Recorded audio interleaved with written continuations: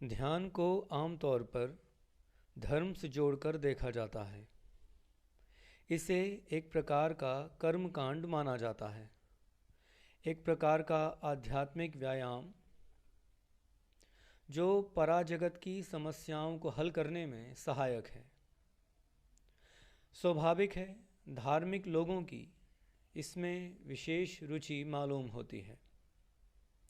तार्किक और वैज्ञानिक बुद्धि आमतौर पर इसकी आलोचना करती है या इससे दूरी बनाए रखती है।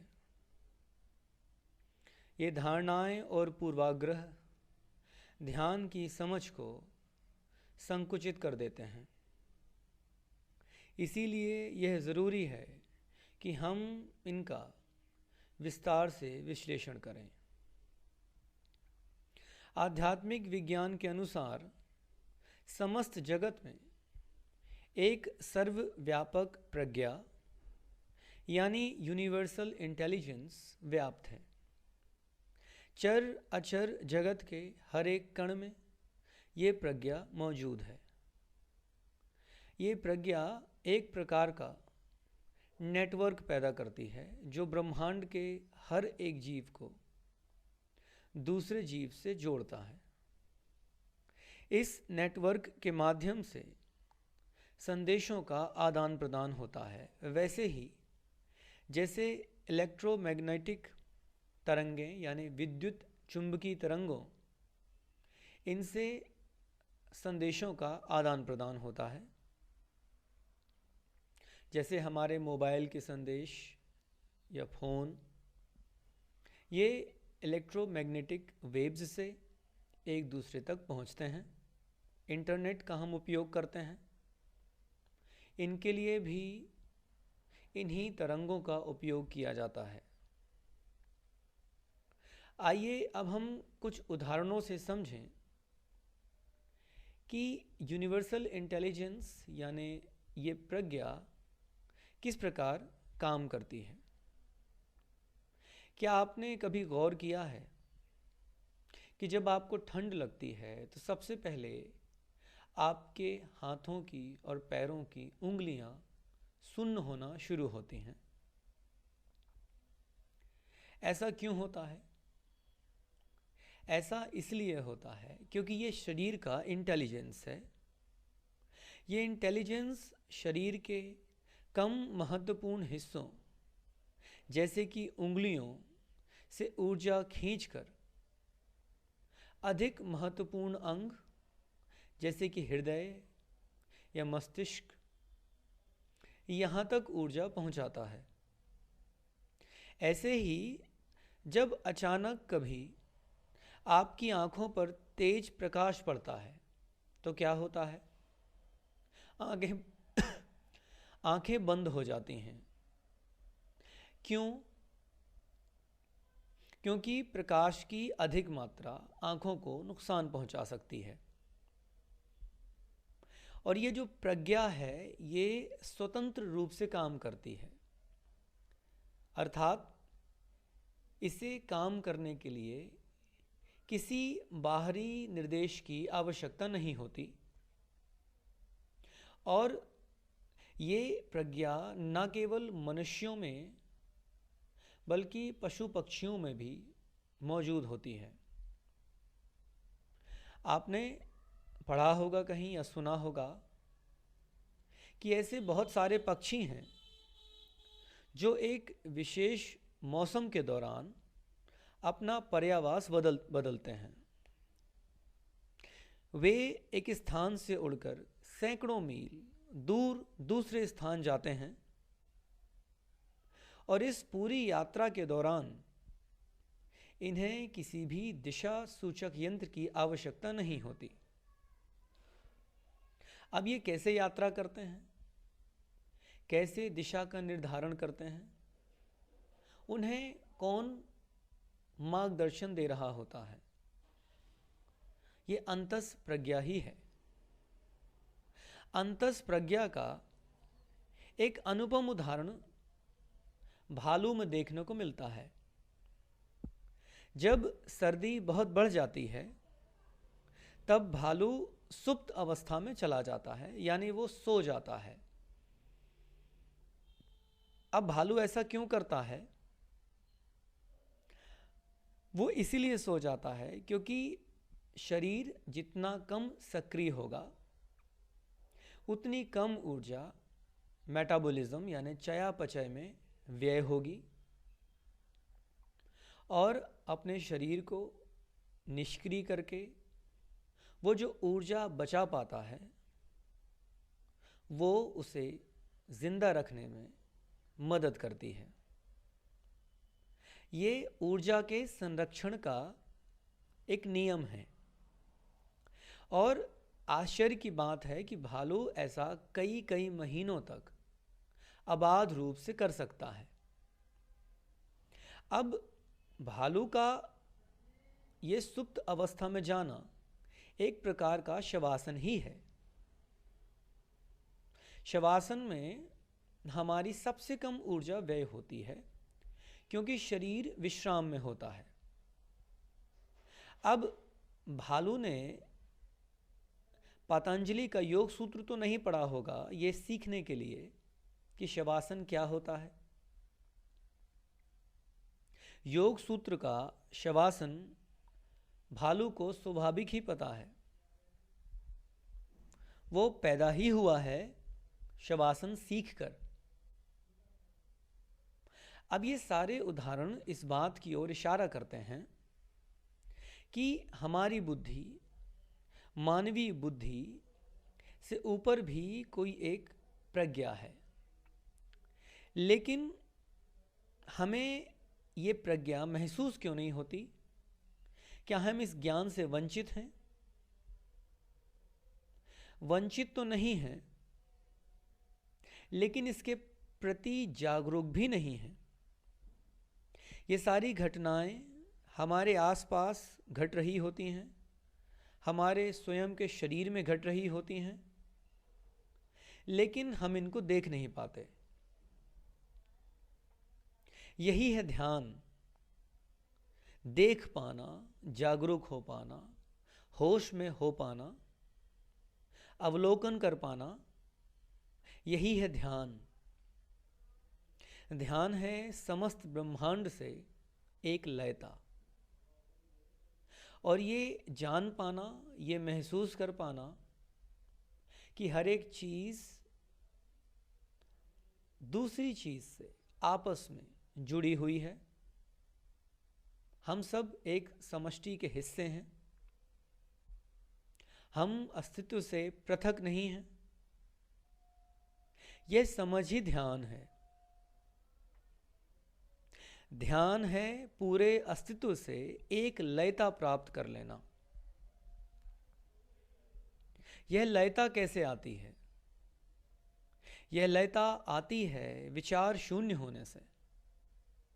जब हम विचारों के शोरगुल से अलग होते हैं तो हम देखते हैं कि हम इस जगत के हर एक व्यक्ति, हर एक चीज से जुड़े हुए हैं।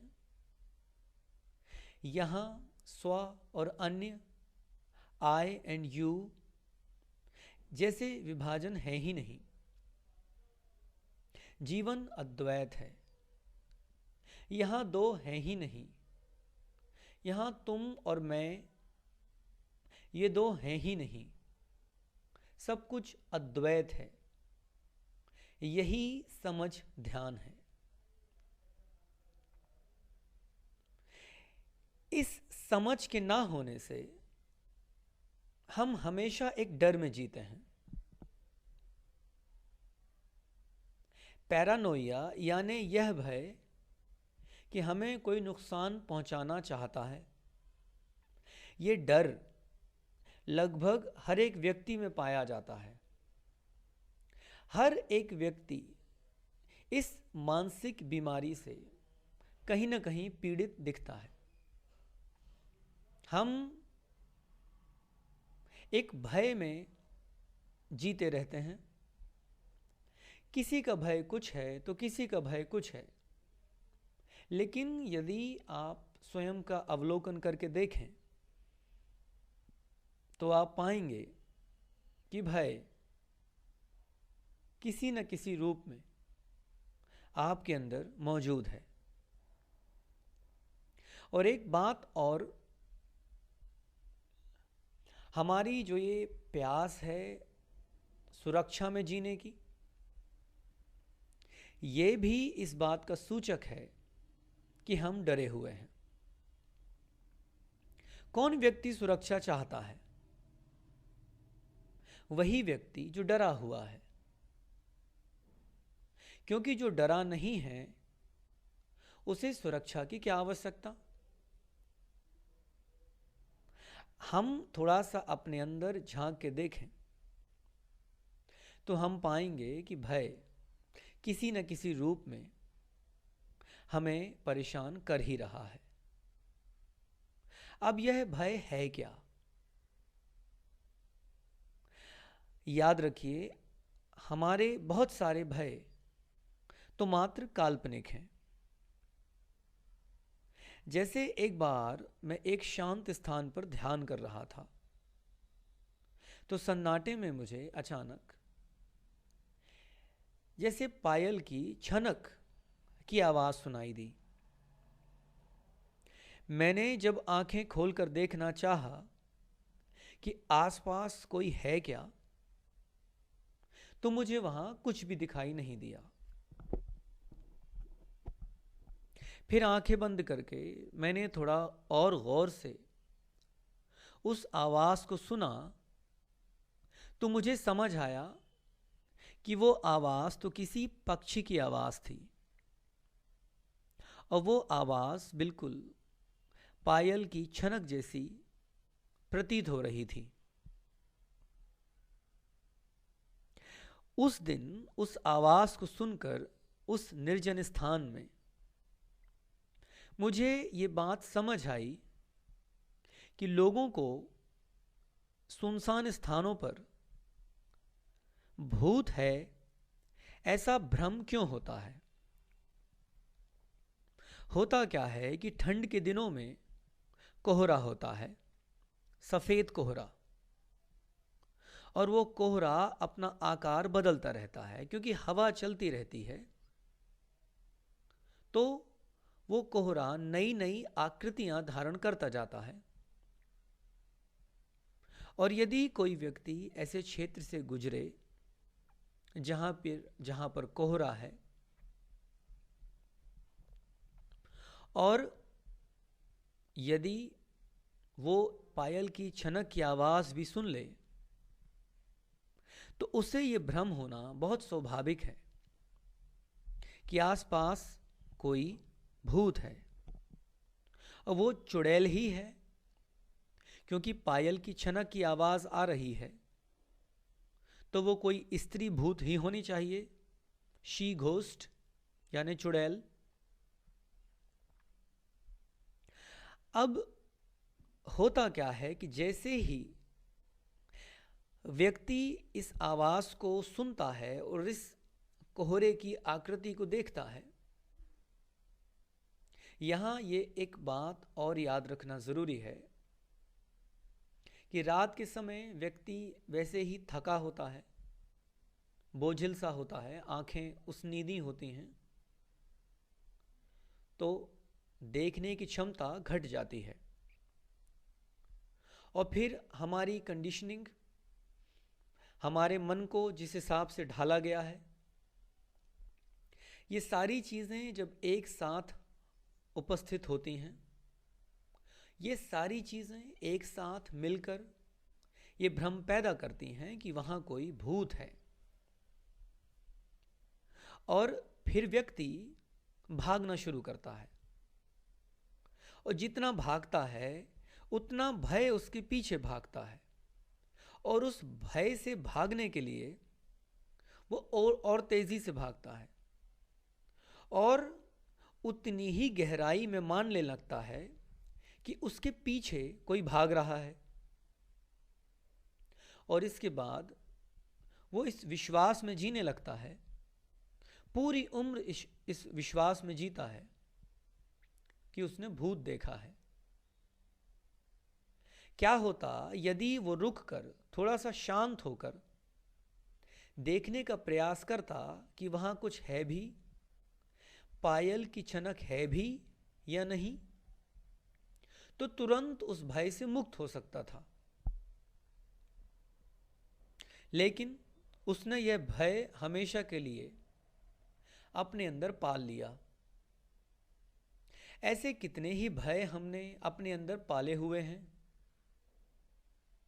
इसी के कारण हम निर्जन स्थानों पर रात में जाने से बचते हैं। परिणाम स्वरूप हम सन्नाटे की खूबसूरती को कभी जान नहीं पाते। इस तरह से हम देखते हैं कि लोग ऐसी ऐसी चीज़ों से डरते रहते हैं जो हैं ही नहीं, और ऐसे सौंदर्य और आनंद से चूकते जाते हैं जो सच में है। मुझे एक घटना याद आती है। एक बार मैं अपने एक साथी शिक्षक के साथ विश्वविद्यालय के काम से कटनी से भिलाई जा रहा था। चूंकि हमें रेलवे में आरक्षण नहीं मिला था, तो हमें सड़क मार्ग से ही जाना था। जितने लोगों ने ये बात सुनी कि हम सड़क मार्ग से जा रहे हैं, सबने हमें सलाह दी कि वो रास्ता खतरनाक है, क्योंकि वह जंगल से होकर गुजरता है। तकरीबन 500 किलोमीटर में से 250 से 300 किलोमीटर का सफ़र जंगल, घने जंगलों से होकर जाना था। तो हर किसी ने हमें यह सलाह दी कि हम ना जाएं सड़क मार्ग से। लेकिन मैंने अपने अंदर यह महसूस किया कि अस्तित्व का ये संदेश आया कि जाओ। तो अंततः हमने ये निर्णय लिया कि हम सड़क मार्ग से ही जाएंगे। हमने यात्रा शुरू की। जैसे शहर की आबादी से दूर निकले और जंगल में प्रवेश किया, चारों तरफ से घनघोर अंधेरे ने हमें घेर लिया।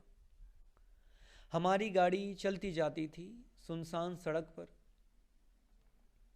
कभी कभी 15, 20, 25 किलोमीटर तक। कोई व्यक्ति, कोई गाड़ी, कुछ भी नहीं, बस सन्नाटा और आसपास घने पेड़। फिर बीच में बारिश भी होने लगी। जब बिजली कड़कती थी पूरे आसमान में, जैसे प्रकाश की बाढ़ आ जाती थी। इतना सुंदर नज़ारा कि उसने हमारी आंखों से हमारी नींद ही चुरा ली। अंधेरे और प्रकाश का लुका छिपी का खेल चल रहा था और बस हम उसे देखते जाते थे। कभी बिजली चमकती थी, फिर अंधेरा हो जाता था। जैसे जैसे हम आगे बढ़ते गए, सन्नाटा गहराता गया। हम बड़ी उत्सुकता से आसपास देखते थे कि कोई जानवर भी मिल जाए देखने। इस तरीके से रात बीतती गई। हम में से कोई भी 2-3 घंटे से ज़्यादा सो ही नहीं पाया। इतने मनोरम दृश्यों को कौन चूकना चाहेगा। तकरीबन 5 बजे के आसपास जब सुबह हुई, तो पहली बार मैंने देखा कि सुबह खिलती कैसे है। अभी तक तो जीवन में सुबह उदित होते देखी थी। दिन खिलता कैसे है, ब्लॉसम कैसे होता है, यह केवल और केवल जंगल में ही पता चला मुझे। बस उस खिलती हुई सुबह में हम अंदर प्रवेश करते ही गए। जीवन का काव्य पहली बार देखा मैंने खिलते हुए। चारों तरफ शांत पेड़, मानो सुबह होने पर अंगड़ाई लेते हुए। अपनी नींद से जागते हुए, पक्षी अपने घोंसलों में कलरव करते हुए, सब कुछ कितना शुद्ध, कितना मधुर, कितना शीतल, कितना आनंददायी, मनुष्यों के प्रदूषित जीवन से कितना अछूता। यह सब देखते देखते, इन सब का आनंद लेते लेते हम अपने गंतव्य पहुंच ही गए, सुरक्षित। हमें कुछ भी नहीं हुआ। भय था ही कहां, खतरा था ही कहां। यदि हम उस झूठे भय से डर जाते तो हम जीवन के इस अनमोल अनुभव को चूक जाते। और ये अनुभव मेरे जीवन के लिए एक बहुत ही महत्वपूर्ण, बहुत मूल्यवान अनुभव रहा है, क्योंकि इस अनुभव ने मुझे शक्ति दी है निर्जन स्थानों पर समय बिताने की, बिना डरे। और इससे भी बड़ी बात, इस अनुभव ने मुझे भरोसा करना सिखाया है अस्तित्व पर। मैं और समीप महसूस करता हूँ अपने आप को अस्तित्व के। अब मैं जीवन पर भरोसा कर सकता हूँ, जीवन के हाथों अपने आप को छोड़ सकता हूँ। एक काल्पनिक भय से डरकर मैं इतने अनमोल अनुभव को चूक जाता। और हम में से जो भी इन काल्पनिक भयों से बचते बचते जी रहा है, वो जी ही कहां रहा है, वो तो मर रहा है। लोगों को हम देखें कितने डर में जीते हैं और कितने बेजान लगते हैं। ध्यान हमें यही समझ देता है। ध्यान हमें जीवन की तरंग देता है, क्योंकि ध्यान हमें यह बताता है कि भय तो है ही नहीं। याद रखिए, ध्यान हमें भय से लड़ने का साहस नहीं देता। यह कोई ताकत नहीं देता कि हम अपने भयों का सामना कर पाएं। ध्यान तो हमें यह बताता है कि भय है ही नहीं। यह बात बड़ी गहरी है, थोड़ा ध्यान से समझें। ध्यान से हम शक्तिशाली नहीं बन जाते, हम मजबूत नहीं बन जाते। हम में हिम्मत नहीं आ जाती है कि हम जीवन के डरों को नियंत्रित कर सकें, उनके पार जा सकें।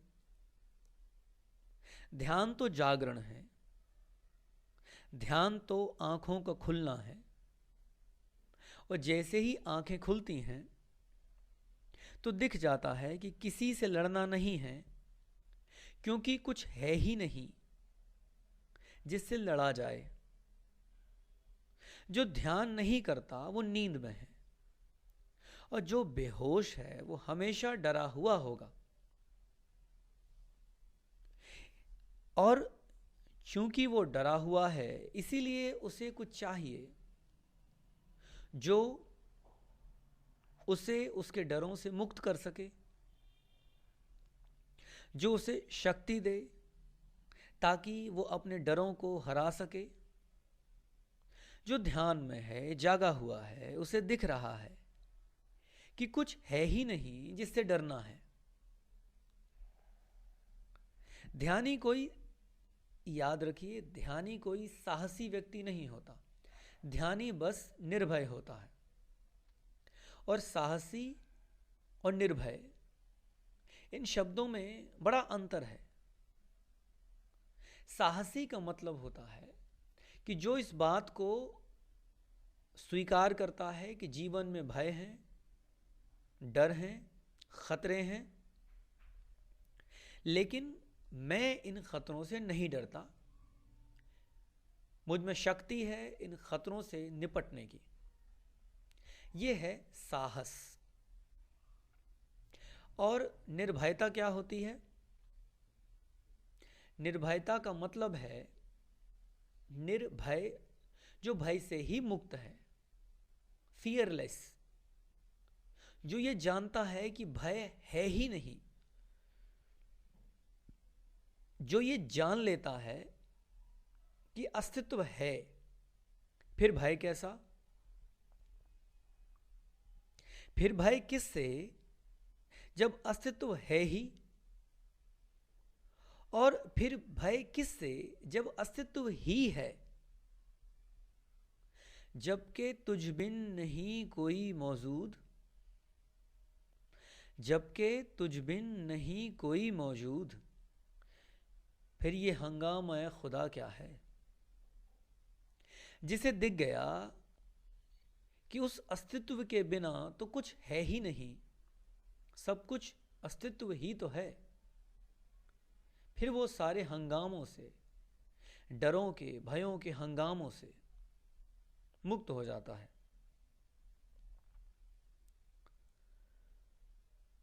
और इसके बाद, जैसे कि अभी मैंने कहा कि जैसे ही निर्भय होता है व्यक्ति, वैसे ही भरोसा भी आता है अस्तित्व पर। और जो एक बार अस्तित्व पर भरोसा कर पाता है, फिर उसे किसी भी खतरे से घबराने की कोई ज़रूरत नहीं रह जाती। अब ये भरोसा हमें एक अंतर्दृष्टि देता है, इनसाइट। हम कहते हैं कि भरोसा अंधा होता है। भरोसा अंधा क्यों होता है? क्योंकि भरोसे की बाहरी आंखें बंद होती हैं। भरोसा बाहरी आंखों से नहीं देखता, भरोसा अंतर्दृष्टि से देखता है। जितनी अंतर्दृष्टि आती है उतनी ही समझ आती है, और उतने ही हम भय से मुक्त होने लगते हैं। क्योंकि हम देख पाते हैं कि हम तो अस्तित्व के ही हिस्से हैं, और हर कुछ उसी से तो निकला है। ध्यान बस यह समझ दे देता है कि हम अस्तित्व के ही हिस्से हैं।